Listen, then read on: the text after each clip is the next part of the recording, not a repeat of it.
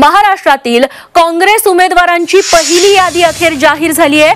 7 उमेदवारांची ही पहिली यादी लोकसभा निवडणुकीच्या अनुषंगाने जाहीर करण्यात आली आहे। कोल्हापुरातून अपेक्षेप्रमाणे छत्रपती शाहू महाराजांना उमेदवारी देण्यात आली आहे, तर सर्वात चर्चेत असलेल्या पुण्यातून आमदार रवींद्र धंगेकरांना संधी देण्यात आली आहे। सोलापुरातून प्रणिती शिंदे यांना उमेदवारी जाहीर झाली आहे।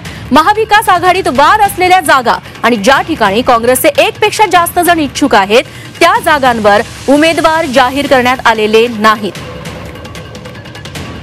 तेव्हा काँग्रेसच्या कोणत्या मतदारसंघांमध्ये उमेदवारांच्या नावांवर शिक्कामोर्तब झालंय त्या नावांवरती सविस्तर नजर टाकूया।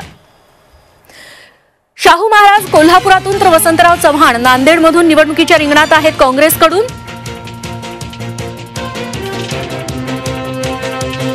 तसंच डॉक्टर शिवाजीराव काळगे लातूरमधून तर रवींद्र धंगेकर यांना पुण्यातून निवडणुकीच्या रिंगणात उतरवण्यात आले।